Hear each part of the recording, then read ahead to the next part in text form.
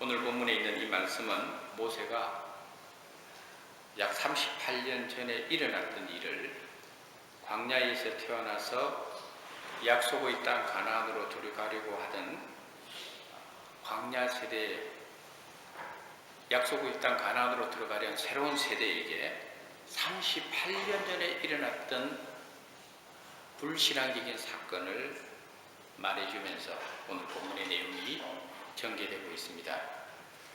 38년 전에 도대체 어떤 일이 이스라엘 백성들 사이에 일어났을까? 거기에 대해서 민수기 13장과 민수기 14장을 읽어보면 잘 나와 있고 우리도 그 내용을 잘 알고 있습니다.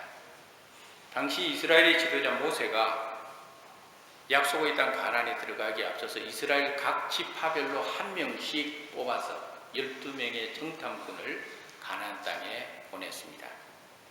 12명의 정탐꾼들이 가나안에 들어가서 두루 가나안 땅을 살펴보고 돌아와서 보고할 때에 10명의 정탐꾼들은 부정적인 보고를 했고 도저히 그것은 우리가 살 땅이 아니고 그 땅의 백성을 이길 수가 없고 그 땅의 그 강력한 힘을 우리가 감당할 수가 없다. 이렇게 부정적인 보고를 했어요.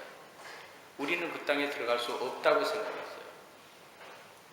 그러나 2명의 정탐꾼 여호수아와 갈렙은 아니다. 하나님께서 우리에게 주신 땅이 맞다.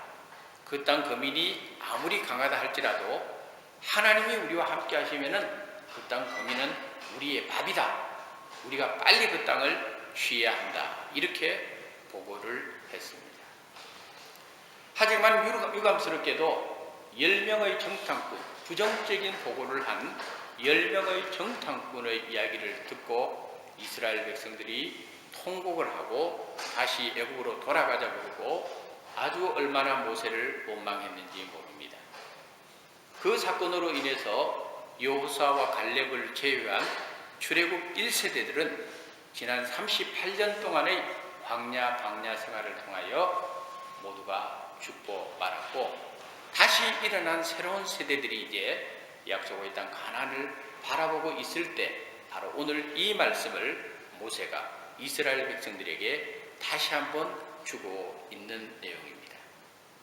모세가 이런 말씀을 다시 새로운 세대에게 주고 있는 이유는 다시는 그와 같은 실수를 하나님 앞에서 범하지 말자.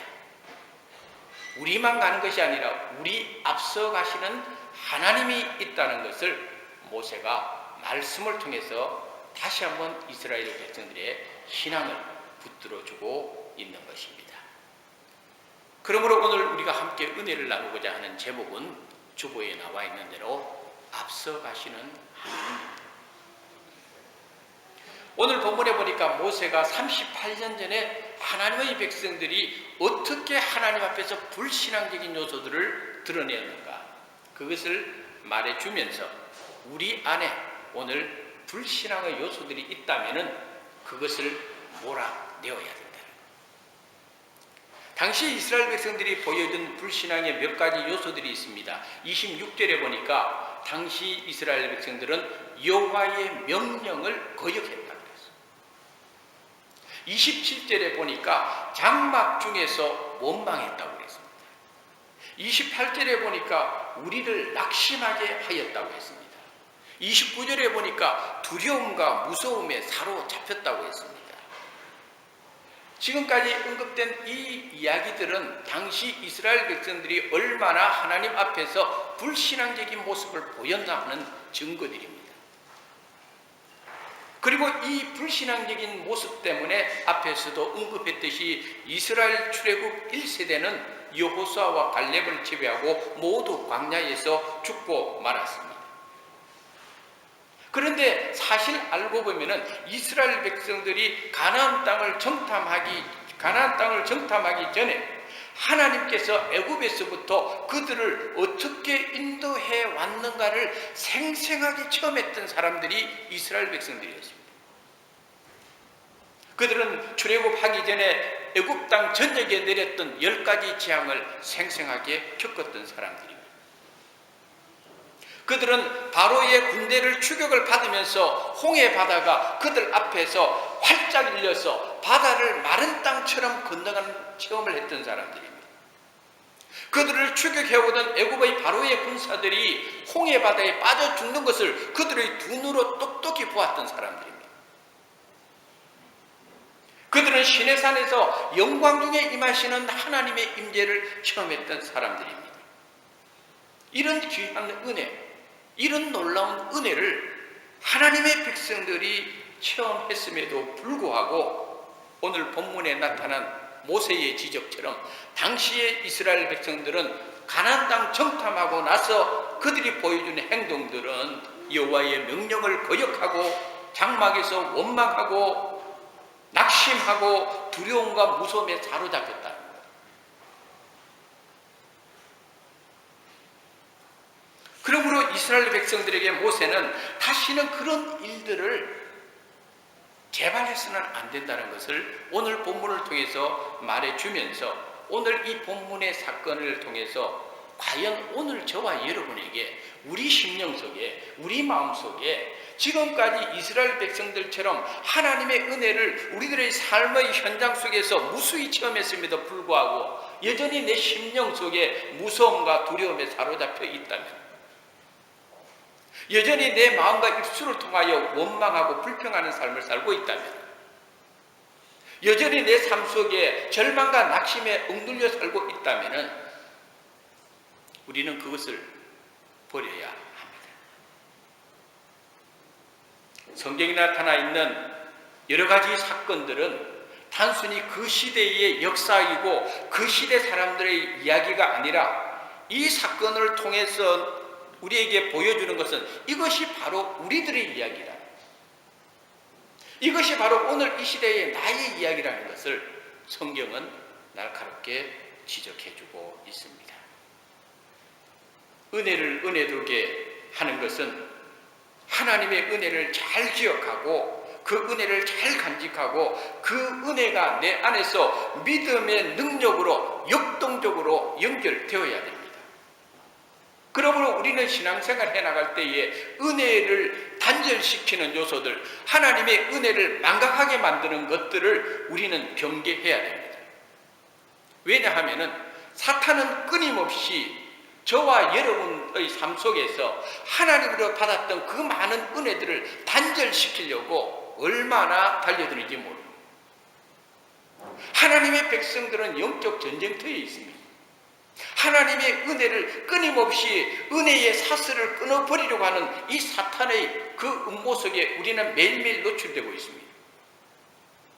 아무리 큰 은혜를 체험했다 할지라도 무너지는 것은 한순간입니다. 오늘 본문에 이스라엘 백성들이 그런 모습을 보였다는 것을 보여줍니다.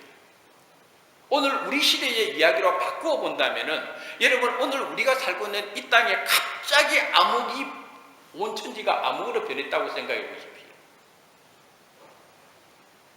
야라강물이 갑자기 핏물로 바뀌어졌다고 생각해 보십시오. 갑자기 이웃집 사람의 처음 태어난 아이가 죽었다고 생각해 보십시오. 우리 앞에 세인트 킬다 바다가 있는데 그 바다가 우리 앞에 활짝 열렸다고 생각해 보십시오. 지금은 우리가 이렇게 상상하지만은 그때 이스라엘 백성들의 삶의 현장에서는 이것이 하나님의 능력으로 그들의 눈에 똑똑히 보였습니다. 부인할 수 없는 사건이었습니다.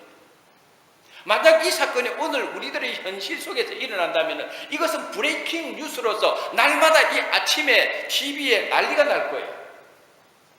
끊임없이 특파원들이 보도를 하고, 그게 이스라엘 백성들이 처음 했던 사건들입니다. 그들의 이야기였습니다. 하지만은 가나안 땅을 목전에 두고 그들이 보인 반응은 불신앙이었다는 거예요. 사람이 불신앙을 가졌다 하는 것은 하나님을 더 이상 믿지 못하겠다는 표현입니다. 하나님 앞에 불신앙의 모습을 보이기 시작하면은 하나님보다도 현실의 문제가 더 크게, 더 두렵게 느껴집니다. 그렇게 되면 지금까지 베풀어진 하나님의 은혜를 한순간에 쏟아버리고 맙니다.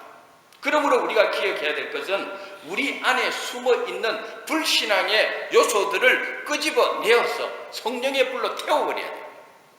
그것이 여러분이 사는 길이고 제가 사는 길입니다. 사탄은 끊임없이 우리들의 삶의 현장 속에서 하나님보다도 우리에 있는 여러 가지 문제들을 더 크게 부각시킵니다. 우리를 약화시킵니다. 하나님보다도 문제에 더 집중하게 만듭니다. 그 문제가 하나님보다 더 크게 만듭니다. 거기에 빠져들기 시작하면 우리 마음속에 낙심하게 되고 불만이 가득 차고 원망하게 되고 두려움이 싹트게 되고 하나님 말씀대로 살지 못하게 되고 하나님 뜻대로 행하지 못하게 되는 것입니다. 이스라엘 백성들이 그것을 오늘 본문에서 보여주고 있는 것입니다.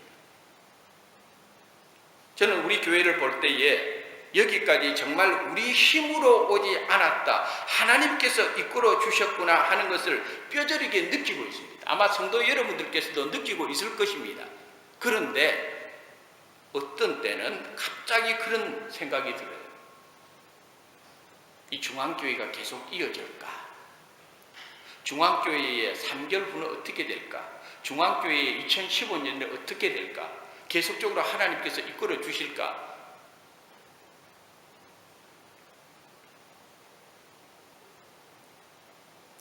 목회자도 사람이기 때문에 눈앞에 보이는 현실이 어떨 때는 나를 굉장히 두렵게 만들 때도 있어요. 어떨 때는 조그만 일 때문에 낙심하게 될 때도 있어요. 교회뿐만 아니라 신학대학을 운영해 나갈 때도 마찬가지예요.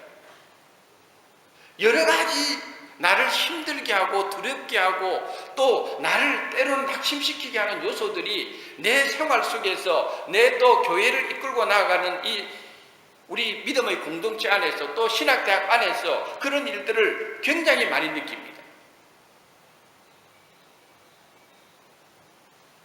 그렇게 보니까 내 인생을 둘러싸고 있는 현실들 중에 어느 것 하나 만만한 것이 없다는 것을 뼈저리 있게 느낍니다. 그런데 그것이 어디 저만의 이야기겠습니까? 여러분들은 여러분들만의 고민이 있을 것이고 여러분들만의 아픔이 있을 것이고 여러분들의 마음속에 여러분들의 삶을 불안하게 만드는 요소들이 있을 것이고 여러분을 지금 두려움 속에 꽉 붙들고 있는 무언가가 여러분에게 있을 것입니다. 그러나 우리가 오늘 본문 말씀을 통해서 다시 한번 기억해야 되는 것은 하나님께서 지금까지 어떻게 우리 가운데 역사하셨고 하나님께서 어떻게 우리를 지금까지 인도해 주셨는가, 하나님께서 어떻게 우리를 축복해 주셨는가, 이것을 우리는 잊지 말아야 되고 지금 여러분 현실 속에 좀 힘든 일이 있고 좀 답답한 문제가 있고 좀 불확실한 문제가 있다 할지라도 하나님 온전히 신뢰하는 믿음으로 다시 일어서야 됩니다. 여러분 마음속에 근심이 있을 때 하나님께서는 여러분들에게 말씀하십니다. 요한복음 14장 1절에 너희는 마음에 근심하지 말라. 하나님을 믿으니 또 나를 믿으라. 여러분 이 말씀은 그냥 문장이 아니라 여러분의 삶의 고백이 되어야 됩니다. 여러분의 마음속에 두려움이 있다면 이사야 43장 1절에 보니까 너는 두려워하지 말라. 내가 너를 구속하였고 내가 너를 지명하여 불렀나니 너는 내 것이라. 여러분 마음에 낙심하고 불안되는 요소가 있다면 시편 42편 5절에 시편 기자가 고백했던 것처럼 내 영혼아 내가 어찌하여 낭망하며 내가 어찌하여 내 속에서 불안하여 하는고 너는 하나님을 바라라. 하나님을 바라야 돼. 여러분 마음속에 염려가 가득 차 있을 때 빌립보서 4장 6절에 아무것도 염려하지 말고 오직 모든 일에 기도와 간구로 너희 구할 것을 감사함으로 하나님께 아뢰야 됩니다. 그래서 오늘 본문에 모세는 다시 한번 새로운 세대들에게 가나안 땅을 입성하기 위해서 준비하고 있는 새로운 세대들에게 38년 전에 너희 조상들은 무서워하고 두려워하고 하나님의 말씀을 거역하고 장막에서 원망하고 낙심했지만은 너희는 이제부터 두려워하지 말고 무서워하지 말라. 이것은 하나님의 말씀이라고 다시 한번 하나님의 백성들에게 선포하고 있는 것을 볼 수가 있는 것입니다. 오늘 말씀이 주는 두 번째 교훈은 앞서가시는 하나님. 오늘 본문 30절과 33절에 모세가 이렇게 이야기를 하고 있습니다. 한번 따라합시다. 너희보다 먼저 가시는 너희 하나님 여호와께서, 너희보다 먼저 가시는 너희의 하나님 여호와라고 모세는 선포합니다.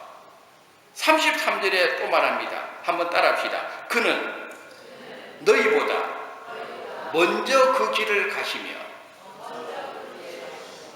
저는 지난 주간에 새벽에 이 말씀을 묵상하면서 얼마나 제가 이 말씀 앞에 은혜가 되는지, 참 힘든 한 주간을 보냈는데 그때 하나님께서 저에게 이 말씀으로 역사해 주셔가지고 한 주간 내내 제가 참 많이 하나님 앞에 울었어요. 그래서 오늘 이번 주일에 이 말씀을 우리 중앙교회 성도들하고 한번 나누어야 되겠다. 여러분, 저와 여러분은 모릅니다. 우리의 앞에 무슨 일을 만났는지, 우리 앞에 어떤 하나님의 은혜가 예배되어 있는지. 그런데 오늘 본문에서 성경이 분명히 증거하는 것은 우리 앞서서 하나님이 행하시고 있다는 것을 분명히 말해주고 있습니다. 여러분의 앞길에 하나님이 먼저 행하고 있습니다. 나의 앞길에 하나님이 먼저 행하고 있습니다. 여러분의 가정의 앞길에 하나님 먼저 행하고 있습니다. 여러분들의 자녀들의 앞길에 하나님이 움직이고 계십니다. 우리 교회의 앞길에 하나님께서 움직이고 있습니다.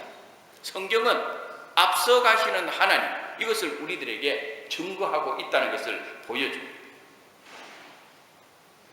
그래서 아브라함에게는 여호와 이레의 축복을 하나님께서 예배해 주신 거예요.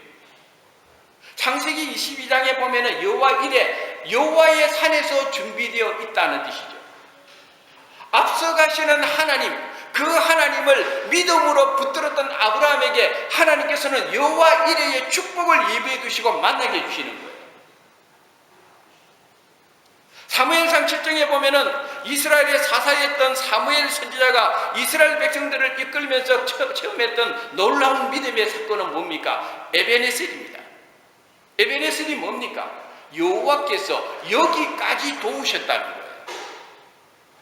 이스라엘 백성들의 힘으로 여기까지 나온 거 아니에요. 여러분의 힘으로 여기까지 나온 것이 아니에요. 여호와께서 여기까지 우리 앞서서 행하셔서 여호와께서 여기까지 이끌고 오셨다는 거예요. 그래서 에베네셀의 은혜가 사무엘 선지자 당시에만 느껴지는 은혜가 아니고 오늘 저와 여러분의 삶 속에서 지금까지 여기까지 인도해 주신 그 하나님 앞에 우리는 찬양하고 그 하나님의 그 은혜를 고백하는 거예요. 앞서 가시는 하나님의 은혜가 없으면은 에베네셀의 은혜도 없고 앞서 가시는 하나님의 은혜가 없으면은 여호와 이레의 축복도 없는 거예요. 우리는 그 하나님을 붙들고 순종하고 믿음으로 나아가는 것뿐이에요. 복음성 중에 옛날 복음성이지만은 7080 복음성 중이지만은 그게 보면은 내일 일은 난 몰라요. 하루하루 살아요. 불행이나 요행함도 내 뜻대로 못해요. 맞는 이야기 아닙니까? 그런데 우리가 오늘 말씀을 통해서 한 가지 알 수 있는 것은 내일 일은 나는 모르지만은 내 앞서서 행하시는 하나님은 우리가 분명히 알고 믿어야 되겠다 이 말입니다. 지난주에 제가 설교하면서 여러분들에게 말씀해 지난주에 설교를 했는데 사도 바울이 아시아에서 복음을 전하겠다고 하나님 앞에 간절히 기도했는데 하나님의 영이 막았다고 그랬죠. 사도 바울은 이해가 되지 않았다 이 말이에요. 복음을 들고 아시아에 가겠다는데 왜 예수의 영이 막느냐 이 말이에요. 그렇지만 사도 바울은 이해할 수 없지만은 하나님의 뜻에 순종하고 유럽으로 관문으로 통하는 빌립보 성에 갔을 때 거기에서 자주장사 루디아를 만나지 않습니까? 그 루디아의 회심을 통해서 빌립보 교회가 설립되지 않습니까? 사도 바울은 몰랐지만은 앞서 행하시는 하나님께서 사도 바울로 이거 빌립보 성에 가기 전에 자주장사 루디아를 그곳으로 먼저 보내게 했다는 거예요. 하나님이 다 행하시는 일이에요. 사도행전 18장에 보면은 사도 바울이 고린도 지역에서 복음을 전하는 사건이 나옵니다. 사도 바울은 회당에서 유대인들을 모아놓고 예수 그리스도의 복음을 전했습니다. 그런데 사도행전 18장 6절에 보니까 회당에 있던 유대인들이 바울을 대적하여 비방하며 바울이 전한 복음을 거부했다고 그랬어요. 거기에 보면 유대인들이 바울을 향하여 대적하고 비방했다는 이 헬라어 원문은 단순히 복음을 거부한 것이 아니라 조직적으로 유대인들이 바울의 복음 전도를 사역을 방해했다는 뜻입니다. 집요하게 조직적으로 바울의 복음 사역을 방해를 했습니다. 회당에서. 그러니 당시에 사도 바울이 얼마나 힘이 들었겠어요.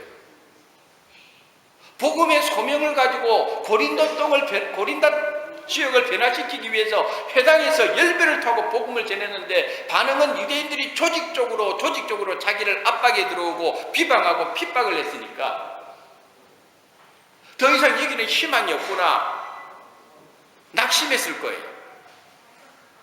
그런데 바깥에 탁 나가니까 하나님께서 어떤 사람을 예비해 두었는가 하면요, 그때 사도행전 18장 7절에 보니까 디도 유수도라고 하는 하나님을 경외하는 자를 바울을 탁 만나게 해주셨어요. 조직적으로 핍박을 당하고 얼마나 힘이 들었는지 모르는데 하나님께서는 디도 유수도를 이미 하나님의 백성으로 만들어 놔놓고 낙심에 빠져있는 사도 바울을 만나게 해주셔서 힘을 주었어요. 그 다음에 성경에 뭐라고 하는가 하면요, 그리스도 회당장의 집으로 들어가게 만들었어요. 회당에서 핍박을 받았는데 회당장 집이 어디에 있는가 하면요, 사도행전 18장 7절에 보니까 그 집은 회당 옆이라고 이렇게 표현해 주고 있어요. 회당에서 핍박받았는데 하나님의 역사는 회당에서 나오니까 회당 옆에서 부흥의 역사가 일어나는 거예요. 누가 하신 일이에요? 앞서 가시는 하나님이 다 합니다.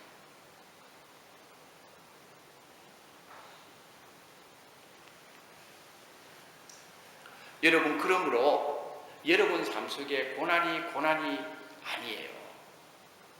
핍박도 아니고 손해가 아니라는 걸 알아야 돼요. 왜?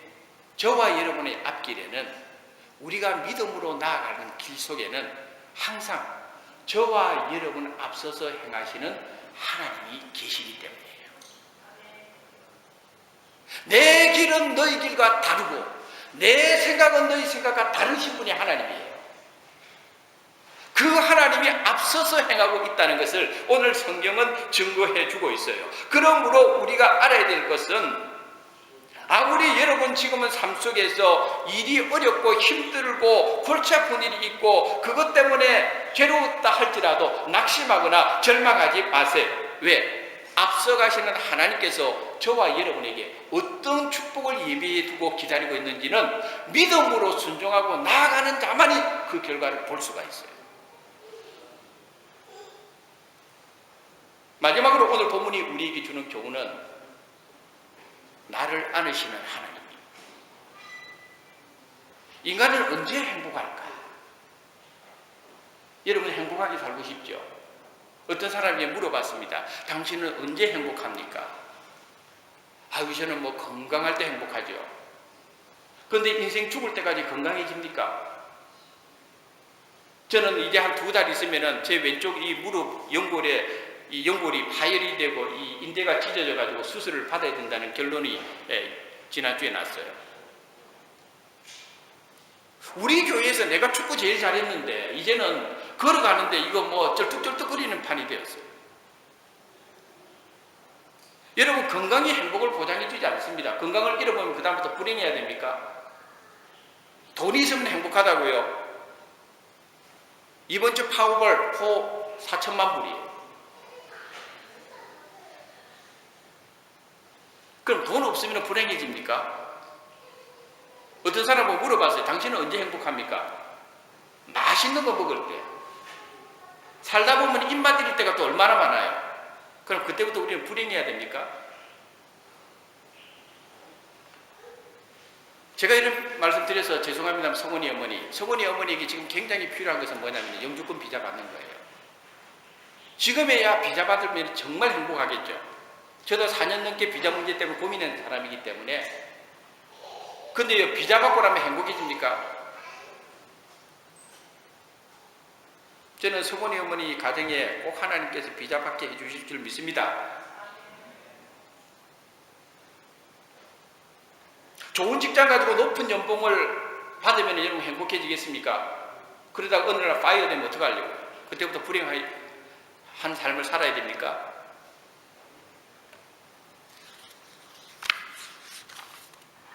도대체 우리의 행복의 초점은 어디에 있을까? 도대체 우리에게 행복은 어디에 있을까? 무엇이 행복일까? 어쩌면 행복은 멀리 있는 것이 아니고, 오늘 우리 이경미 집사님 계시지만은 세빈이가 엄마 품에 안겨 있을 때가 세빈이에게는 가장 행복한 때예요. 엄마 품 안에 있는 그 자체가 그 아이에게는 최고의 행복이에요. 우리 그리스도인들이 이런 삶을 살고 느껴야 한다는 것을 성경을 오늘 가르쳐줘요. 오늘 본문으로 돌아가 보시면은 31절의 말씀입니다. 31절에 이렇게 말씀해줘. 우리 한번 31절 다 같이 한번 읽어볼까요?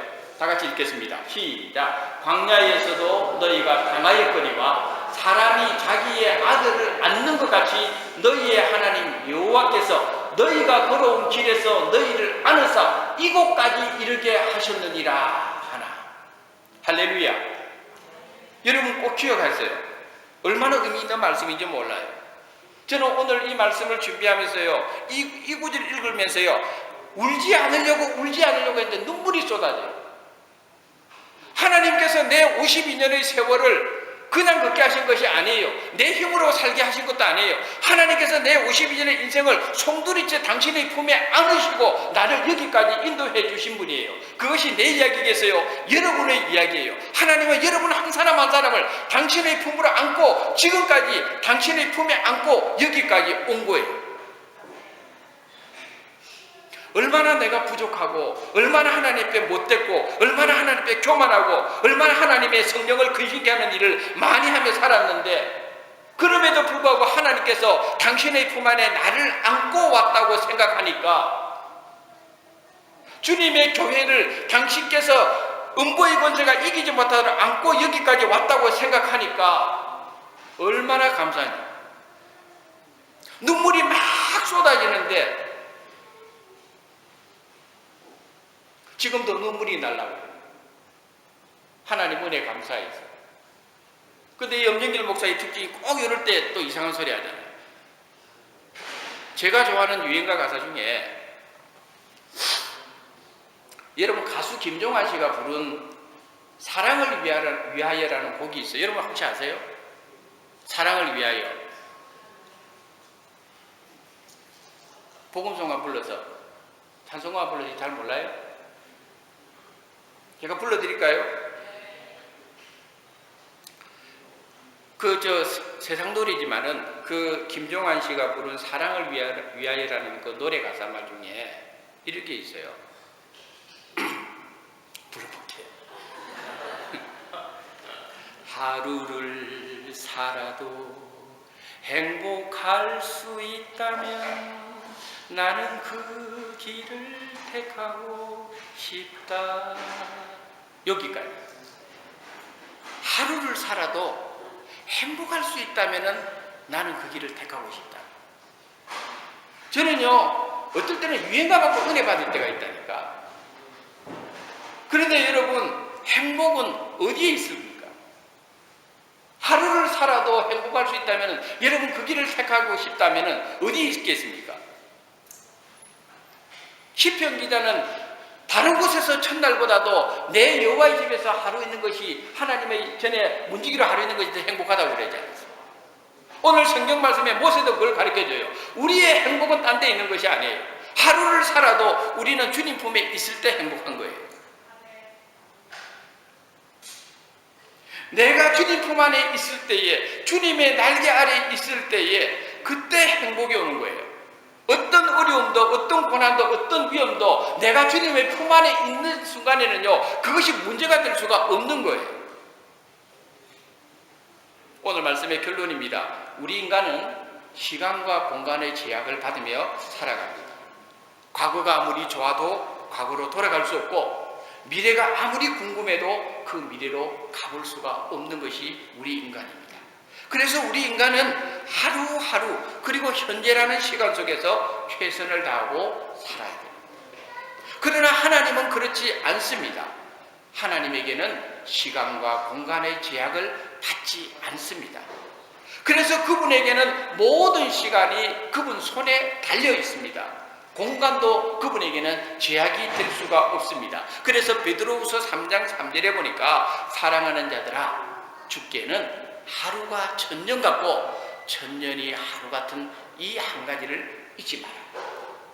하루가 천년 같고 천년이 하루 같은 이 한 가지를 잊지 말라고 했어요. 시간과 공간의 제약을 뛰어넘는 하나님의 모습입니다. 그러므로 우리가 생각할 때에, 하루를 시작할 때에, 때로는 여러분, 오늘 내가 어떻게 살아야 될까? 막막할 때도 있고, 두려운 마음이 들 때도 있고, 불안한 마음이 들 때가 있을지라도 오늘 말씀을 꼭 기억하십시오. 하루를 시작하면서, 그래, 나는 오늘 하루를 시작하지만은 하나님은 내 앞서서 나를 이끌고 계셔. 한 주일을 시작할 때도 동일하게 생각했어요. 이번 한 주일 또 어떻게 살아갈까? 그럼에도 불구하고 하나님은 내 앞서서 가시는 분이에요. 한 달을 시작하고 1년을 시작하고 우리가 늘 기억해야 될 것은 앞서 가시는 하나님이에요. 우리가 불렀던 찬송가처럼 태산을 넘어 홍곡에 가도 앞서 가시는 하나님만 바라보면 문제될 것이 없습니다. 캄캄한 밤에 다닐지라도 앞서 가시는 하나님 바라보면 문제가 없습니다. 사망의 음침한 골짜기를 다닐지라도 앞서 가시는 하나님만 바라보면 문제가 없습니다. 하나님께서는 전에도, 내가 때로는 생각하지 못했던 그때에도 하나님은 우리보다 앞서 가신 분이십니다. 지금도 하나님은 우리보다 앞서 가시는 하나님이고 앞으로도 앞서 가시는 하나님이십니다. 앞서 가시는 이 하나님을 온전히 신뢰하고 온전히 의지함으로, 믿음으로 좋은 하나님이 예비하신 축복을 여러분 꼭 누리시기를 주님의 이름으로 축원합니다. 기도하겠습니다. 하나님 감사합니다. 우리보다 앞서 가시는 그 하나님, 얼마나 우리에게 힘이 되고 격려가 되고 얼마나 우리에게 소망이 되는 말씀인지 오늘 그 말씀을 마음판에 온전히 새겨지기를 원합니다. 때로는 어렵고 때로는 답답한 일이 있다 할지라도 우리 앞서 가시는 그 하나님께서 합력하여 선을 이루시는 결과를 반드시 주시는 것을 믿고 변함없는 믿음으로 주님 바라보고 승리할 수 있도록 축복하시고, 우리 삶의 행복이 눈에 보이는 가변적인 것에 있는 것이 아니라 주님 품 안에 있을 때 가장 행복하다는 것을 기억하고, 하루를 살아도 주님 품 안에 사는 것의 기쁨을 누릴 수 있는 당신의 백성들이 될 수 있도록 축복하여 주시옵소서.